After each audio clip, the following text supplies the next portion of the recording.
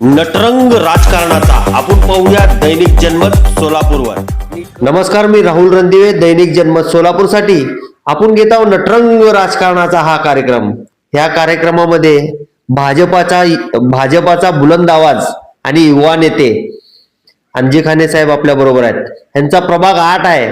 त्यांच्या प्रभागाची रणनीती कशी असणार आहे, येणाऱ्या निवडणुकीमध्ये त्यांच्या प्रभागामध्ये 51 जण भाजपाकडून तिकीट मागितलेलं आहे.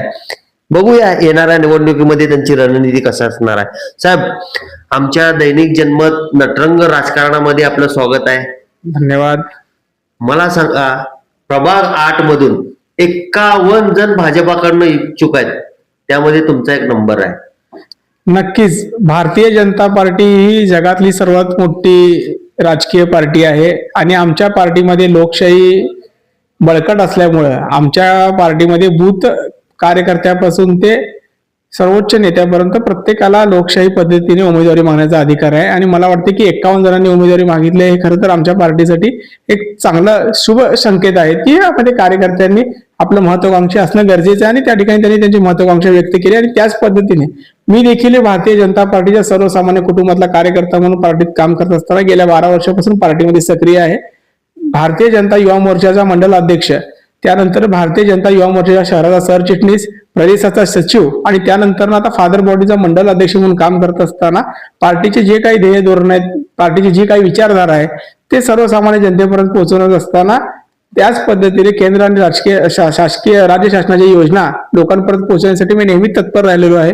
आणि प्रभाग 8 मध्ये त्या ठिकाणी उमेदवारी मागत असताना मागील 2012ला माझी आई सुरेखा अंजी खाने हे नगरसेविका म्हणून त्या ठिकाणी भारतीय जनता पार्टीकडून नगरसेविका म्हणून काम केलेले आहेत. माझे वडील ज्ञानेश्वर अंजी खाने हे देखील 2007 मध्ये सिंगल वार्ड असताना 53 मतांनी पडले. आणि ज्यावेळी भारतीय जनता पार्टीला अनुकूल परिस्थिती नव्हती आणि उमेदवार भारतीय जनता पार्टीला भेटत नव्हता, त्यावेळेस भारतीय जनता पार्टीकडून आम्ही त्या ठिकाणी साखरपेठ भाग असेल, भारतीय चौक असेल, जो प्रभाग 8 मधला जो भाग आहे त्या ठिकाणी आम्ही निवडणूक लढवून निवडणूक जिंकलेली होती. आणि त्यानंतर हा राजकीय वारसा पुढे घेऊन जात असताना मी देखील माझी आई आणि वडिलांचे कोणत्याही वशिला न लावता त्या ठिकाणी पार्टीचं काम करून माझी स्वतःची एक ओळख पार्टीमध्ये निर्माण केली. आणि कुठंतरी आज मला वाटतंय की मी इच्छुक नसून या उमेदवारी मिळवण्याकरिता एक दावेदार म्हणून या ठिकाणी निश्चितच आहे, असा मला एक विश्वास वाटतो. मला सांगा, सोलापूर शहरामध्ये गवळी समाज किती आहे? सोलापूर शहरामध्ये गवळी समाज किती आहे मला इतकं माहित नाही. मात्र प्रभाग 8 मध्ये ओबीसी समाजामध्ये जो गवळी समाज आहे, लिंगायत गवळी समाज हा मोठ्या प्रमाणामध्ये आहे. आणि नक्कीच मला वाटतं की भारतीय जनता पार्टीमध्ये जातीपेक्षा त्या ठिकाणी व्यक्तीच्या कामाला त्या ठिकाणी पाहिलं जातं. त्यामुळे जातीवर आम्ही कधीच राजकारण केलं नाही. 2012 जेव्हा माझी आई नगरसेविका झाली, मला वाटतं की त्या भागामध्ये आमचे 50-100 मते देखील नव्हते. आणि आमच्या विरोधात उभारलेले उमेदवाराचे सर्वाधिक मतं त्या ठिकाणी त्या भागात असताना 1450च्या मताधिक्याने आम्ही निवडून आलो. त्यामुळे जातीवर मतं मागण्यापेक्षा कार्यकर्तृत्वावर आणि आपल्या कामावर मतं मागणं मला वाटतं की हे लोकशाहीसाठी एक चांगलं लक्षण आहे. मला सांगा, तुमच्या प्रभागात प्रभाग 8 मध्ये किती कोटीचा निधी तुम्ही आणला आतापर्यंत आणि खर्च केला? नाही, मुळात मी एक कार्यकर्ता म्हणून काम करत असताना किती कोटीचा निधी आणला हा खरं तर ते काम जे कोणाचं आहे तर ते आमदार साहेबांचं आहे, खासदार साहेबांचं आहे आणि जे काही पालकमंत्री म्हणून त्या ठिकाणी त्यांनी देखील त्या ठिकाणी निधी दिलेला आहे. आणि मला वाटतं की आमचे लोकप्रतिनिधी जे आहेत त्यांनी त्या ठिकाणी निधी दिला आहे. म्हणजे माझ्या भागामध्ये शहरमध्येचा थोडा भाग आहे, त्यानंतर उत्तरचा भाग आहे. उत्तरमध्ये आमदार विजय मालकाने त्या ठिकाणी निधी दिलेला आहे. त्यानंतर मध्यमध्ये त्या ठिकाणी देवेंद्र कुटे साहेबांनी त्या ठिकाणी निधी दिलेला आहे. आणि त्याचबरोबर जे महात्मा बसवेश्वर महाराजांचं त्या ठिकाणी गौतम चौकातला पुतळा परिसर आहे, त्या ठिकाणी बऱ्याच दिवसांपासून त्या परिसराचं काम प्रलंबित होतं. मला वाटतं मंडल अध्यक्ष म्हणून पालकमंत्र्यांनी जो आम्हाला निधी दिला त्यामध्ये मी त्या 20 लाखाचा निधी त्या अपूर्ण कामासाठी जे बऱ्याच दिवसापासून प्रलंबित होतं त्यासाठी दिल्यामुळे त्या ठिकाणी एक चांगला मेसेज त्या ठिकाणी गेलेला आहे. आणि एक महापुरुषांसाठीचं जे काम रखडलेलं अनेक दिवसांपासून होतं, बसवेश्वर महाराज जे वीरशैव समाजाचे एक आराध्य दैवत मानलं जातं, त्या ठिकाणी मी निधी देऊन त्या ठिकाणी एक चांगलं काम एक समाजामध्ये केलेलं आहे. आणि मला वाटतं की नक्कीच लोकांमध्ये सुद्धा एक काम. मला सांगा साहेब, प्रभाग 8 मधून 51 जण इच्छुक आहेत. दिड्डी काका असेल, जे ज्येष्ठ मंडळ आहेत, बुजुर्ग लोक आहेत, ह्यासारख्या लोकांना तिकीट मिळायला पाहिजे का यंग लोकांना मिळायला पाहिजे भाजपामध्ये तिकीट? मला वाटतं की राजकारणामध्ये समाजकारणामध्ये काम करत असताना आपण आपल्या कामाची रेष वाढवली पाहिजे, कुणाची कामाची रेष कमी करता कामा नये.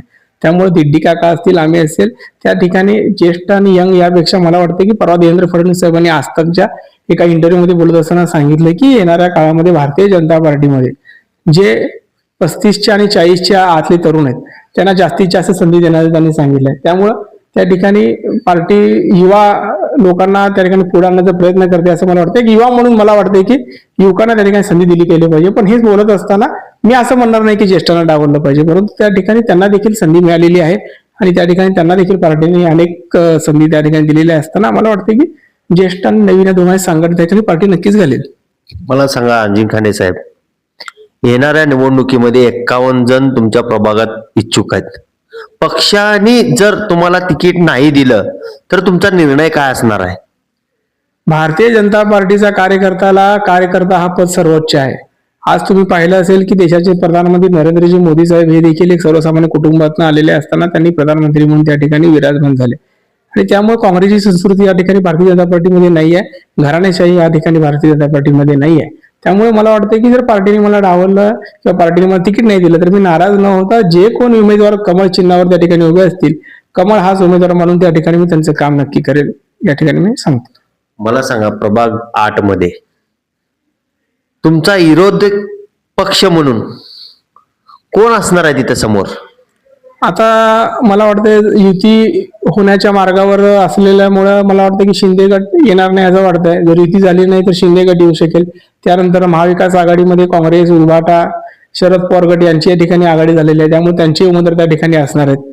त्यामुळं नक्कीच विरोधक त्या ठिकाणी आता आमच्या महायुतीतले असतील आणि महाविकास आघाडीतले असतील, दोन्ही पण असण्याची शक्यता आहे. जर युती झाली तर आमच्या मित्र पक्षाचे उमेदवार तरी काही नसतील आणि जर युती झाली नाही तर मग सर्वांसोबतच आम्हाला त्या ठिकाणी लढाई लढावं लागणार आहे.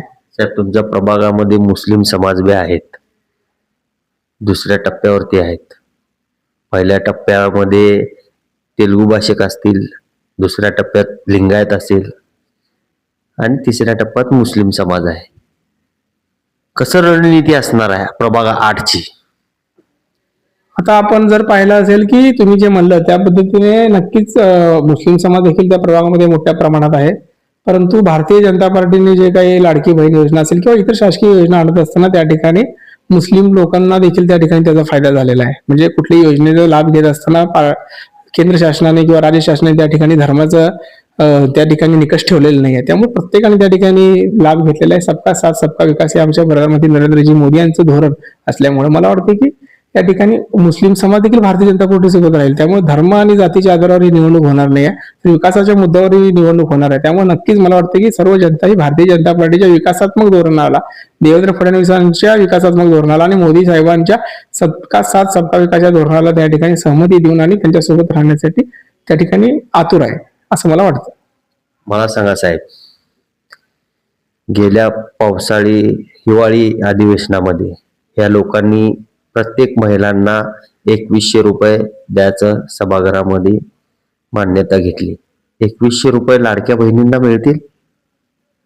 नक्कीच आपण पाहिलं असेल की विधानसभेच्या पूर्वी जे आश्वासन माननीय मुख्यमंत्री राज्याचे देवेंद्रजी फडणवीस साहेबांनी दिलेलं होतं की लाडक्या बहिणींना त्या ठिकाणी त्यांच्या खात्यावर 1500 रुपये मिळतील आणि ते प्रत्यक्षामध्ये त्यांना देण्याचं काम केलंय. आणि भारतीय जनता पार्टीचं मध्य प्रदेशमधलं सरकार असेल किंवा आता नुकतेच निवडून झालेले बिहारचं सरकार असेल, त्या ठिकाणी त्यांनी महिलांसाठी त्यांना सक्षमीकरण करण्यासाठी जे काही आश्वासन दिलेले आहेत ते त्यांनी ते पाळलेलं आहे. त्यामुळे मला वाटतं की जनता ही प्रत्येक राज्यामध्ये भारतीय जनता पार्टीची उभी आहे आणि भारतीय जनता पार्टीने दिलेले शब्द पाळण्याचं त्या ठिकाणी आपण जर पाहिलं असेल तर प्रत्येक ठिकाणी ते पाळलेलं आहे. आणि नक्कीच मला वाटतं की महिलांना सक्षमीकरणासाठी पार्टीला, सरकारला जे काही करावं लागेल ते नक्कीच करेल असा मला विश्वास वाटतो.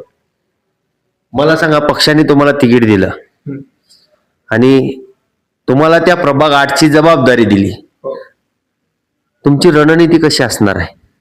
रणनीती म्हणजे काय, आम्हाला मागच्या निवडणुकीमध्ये असेल किंवा त्याच्या पूर्वीच्या निवडणुकीमध्ये असेल, यामध्ये निवडणुकीची यंत्रणा किंवा त्याची रणनीती करण्याचा अनुभव आहे. आणि त्यामुळं ही निवडणूक लढत असताना सर्वांना सोबत घेऊन जे काही उमेदवार आहेत ज्यांना तिकीट मिळालं नाही त्यांना भेटून सर्व ज्येष्ठांचा, नव्या जुन्या कार्यकर्त्यांची सांगड घालून प्रत्येक त्या भागातील समाजाचे जे प्रमुख लोक आहेत त्या सर्वांना विश्वासात घेऊन त्या ठिकाणी तो येणाऱ्या काळामध्ये केंद्रातलं सरकार असेल, राज्यातलं सरकार असेल, या दोघांच्या साथ जर या महापालिकेमध्ये मिळायची असेल तर भारतीय जनता पार्टीच्या मागे आपण उभा राहावं लागेल, हा विश्वास त्या ठिकाणी मी त्यांना देण्याचा प्रयत्न करेल.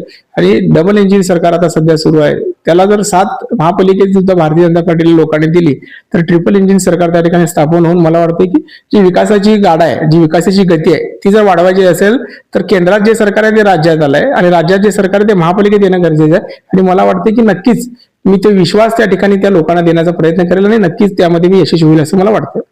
मला सांगा साहेब, येणाऱ्या निवडणुकीमध्ये तुम्ही कुणाच्या नेतृत्वाखाली काम करणार? भारतीय जनता पार्टीमध्ये व्यक्तीपेक्षा संघटनेला जास्त महत्व आहे, त्यामुळं व्यक्ती केंद्रितपेक्षा संघटनेची केंद्रित असलेलं राजकारण या ठिकाणी भारतीय जनता पार्टीमध्ये केलं जातं. त्यामुळे शहरातले आमचे तिन्ही आमदार असतील, पालकमंत्री जयकुमार भाऊ गोरे असतील, राज्याचे नेतृत्व फडणवीस साहेब आणि आमचे प्रदेशाध्यक्ष रवींद्र चव्हाण साहेब, शहराध्यक्ष रोहिणी ते, या सर्वांच्याच नेतृत्वाखाली त्या ठिकाणी काम करणार आहे. आणि सर्वात महत्वाचं म्हणजे कमळ हाच आमचा उमेदवार, हा आम्ही पूर्वीपासून आम्ही सांगत आलेलो आहोत. त्यामुळे नेतृत्व आणि त्या ठिकाणी बाकीच्या गोष्टीमध्ये चर्चा करण्यापेक्षा पार्टी संघटन सर्वोपरी ह्या ठिकाणी मानूनच आम्ही नक्की काम करू. धन्यवाद साहेब, खूप काय चांगली माहिती दिली आहे अंजिखानी साहेबांनी. येणाऱ्या निवडणुकीमध्ये बघूया यांच्या प्रभागाची रणनीती कशी असणार आहे. 51 उमेदवार प्रभाग 8 मध्ये इच्छुक आहेत भाजपाकडून. मी राहुल रणदिवेसह चंदन बोल्लू, सोलापूर न्यूज.